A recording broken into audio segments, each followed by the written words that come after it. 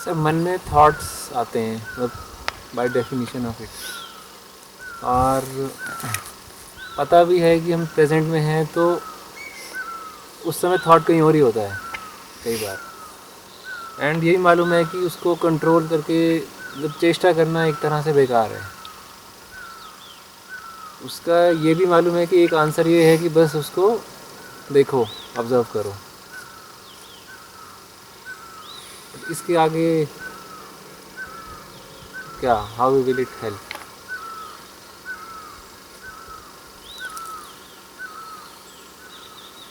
तुम अगर सही जगह हो तो तुम्हें जो विचार आ रहा है वो भी सही है।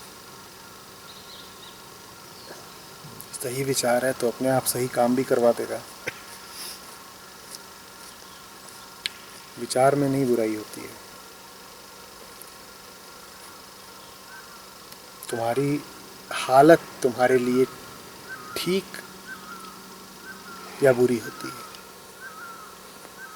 तुम कहाँ पर बैठे हो, तुमने अपने आप को क्या बना लिया है, वो तुम्हारे लिए अच्छा या बुरा होता है।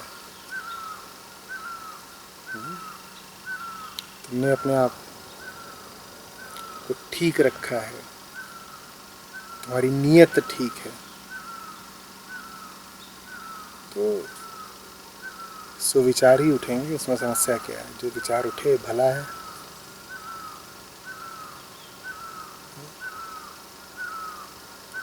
जो विचार है वो उस काम में ना लग के वो किसी और जगह भागता है। तो अच्छी बात है ना।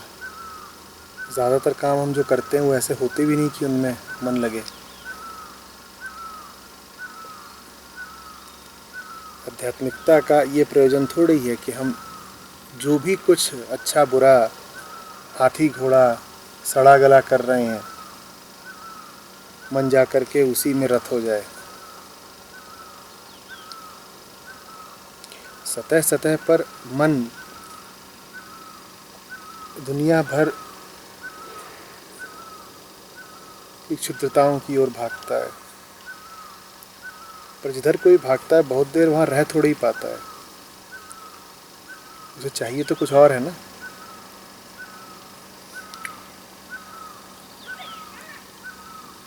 तो अच्छा ही है मन भागता है, क्या बुरा है?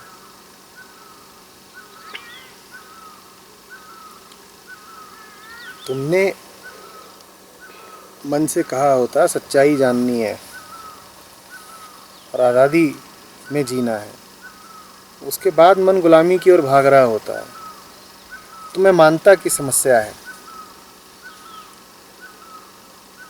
पर अधिकांशतः तो ऐसा है नहीं ना तुम्हारे साथ। तुम मन को गुलामी में लगाना चाहते हो और वो कहीं और को भागता है। आज़ादी वो जानता नहीं, तो एक तरह की गुलामी से वो दूसरी तरह की गुलामी में भागता है। पर उसकी छटपटाहट, उसका भागना इतना तो बताता ही है कि तुम जो कर रहे हो वो स्वभाव अनुकूल नहीं है। हाँ, कभी ऐसा हो कि तुम वास्तव में किसी सत्कार्य में लगो और फिर मन वहां से भागे, तो बात करेंगे। तब हम कहेंगे कि ये तो चुनौती है, ये तो मन अपना ही अहित करे ले रहा है।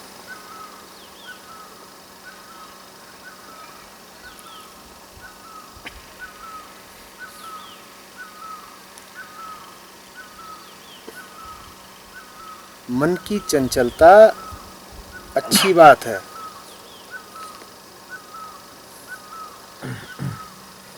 जरा सोचो, मन वहीं लग गया होता जहां तुम उसे लगाना चाहते थे, तो तुम्हारा क्या होता? इस शिविर में फिर कोई होता? तुम यहाँ इसीलिए हो क्योंकि तुम्हारा मन वहां लग नहीं रहा जहां तुम उसे ठेल रहे हो, जहां तुम उसे जबरदस्ती लगाना चाहते हो। तो फिर वो उड़ता है, इधर उधर भागता है।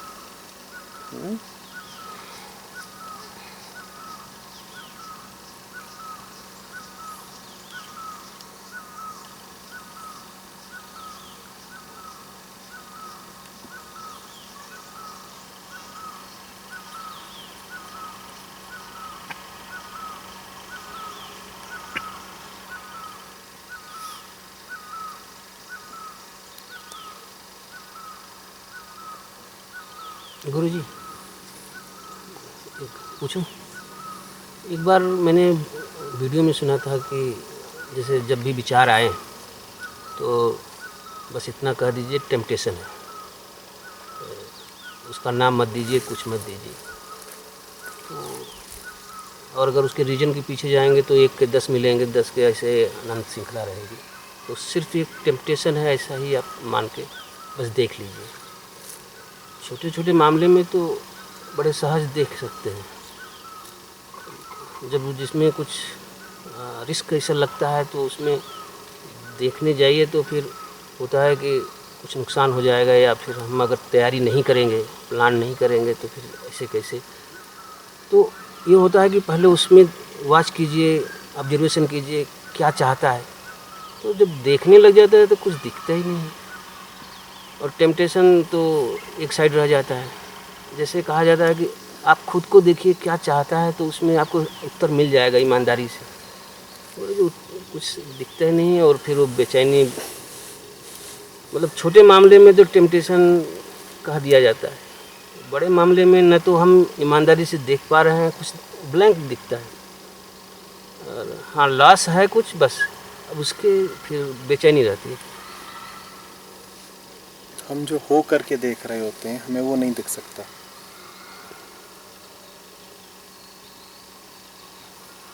आँख कभी खुद को नहीं देख सकती, ये सिद्धांत समझ लेना। आप जो बन गए होते हो उसके प्रति अंधे हो जाते हो, और आप जो बन गए होते हो पूरी दुनिया में आपको उसका प्रतिबिंब दिखाई देता है। आप जो बन गए हो वो तो कभी नहीं दिखाई देगा, लेकिन आप जो बन गए हो अब पूरी दुनिया में आपको उसकी छाया दिखाई देगी। आप जो हो जाते हो ना, जिससे बहुत करीब का नाता जोड़ लेते हो, वो इतना करीब हो जाता है कि उसको देखना असंभव हो जाता है, इतना पास। आँख के कुछ बहुत पास लाओ, हाँ, नहीं दिखेगा, नहीं दिखेगा ना। और इतना पास ले आओ कि वो आँख को ढक ही ले तो कुछ बहुत दूर हो तो दिखता नहीं, फिर पास आए तो क्रमशः साफ दिखने लगता है। और एकदम आँख पर चढ़ ही जाए तो बिल्कुल दिखेगा नहीं ना। तो यही होता है, जो तुम बन बैठे होते हो वो तुम कभी नहीं देख पाओगे, कभी नहीं। और यही तो खतरा है, इसी में माया है। तुम जो बन बैठे होते हो वो दिखता नहीं, लेकिन उसके माध्यम से पूरा संसार दिखता है, तो पूरा संसार उसकी छवि हो जाता है।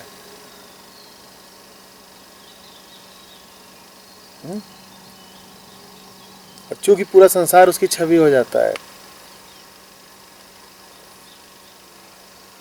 तो तुम्हें लगता है कि तुम जो बन बैठे हो वही तो सच है, क्योंकि पूरा संसार तुम्हारी ही दृष्टि का सत्यापन कर रहा होता है।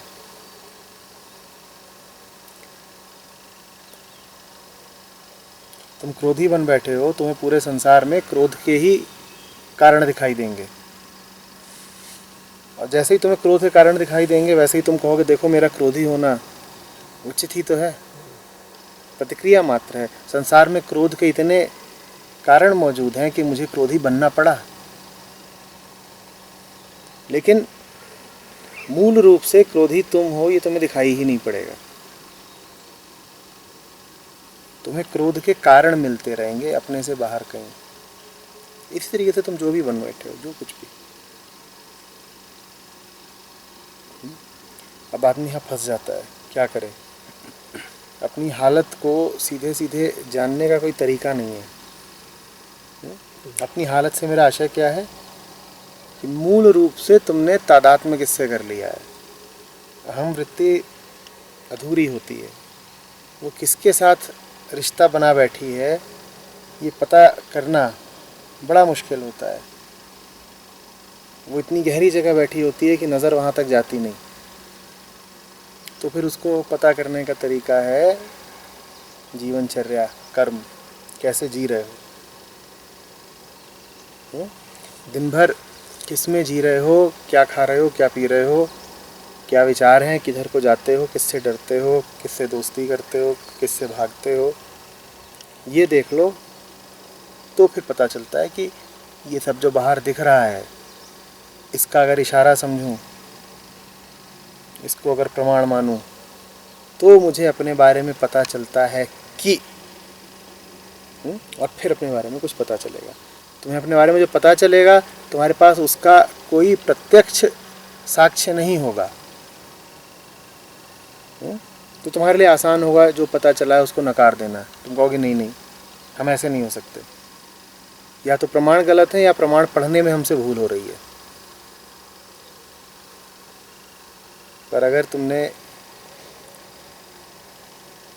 दैवी अनुकंपा से ज़रा निष्पक्ष दृष्टि से अपने कर्मों को देखा है, तुम्हें जो पता चलेगा वही तुम्हारी भौतिक मूल पहचान होगी।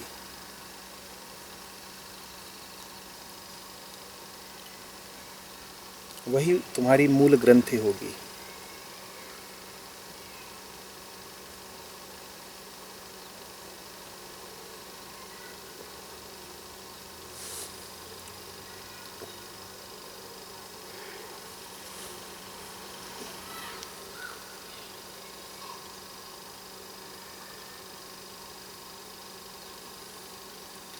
दो ही चरण होते हैं उसमें, आँख खोल के देखना और सर झुका के स्वीकारना। और दोनों में से किसी में भी चूक हो सकती है।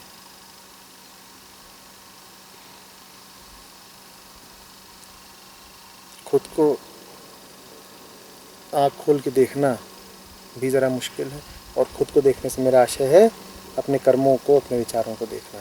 क्या सोचता रहता हूँ, क्या करता रहता हूँ, इससे ज़्यादा कुछ नहीं।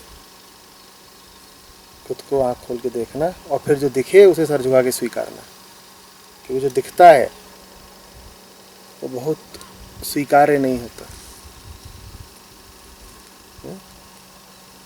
तो हम उसको रद्द कर देते हैं,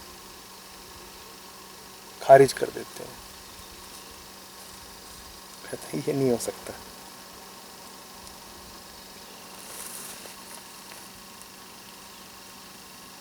वाह।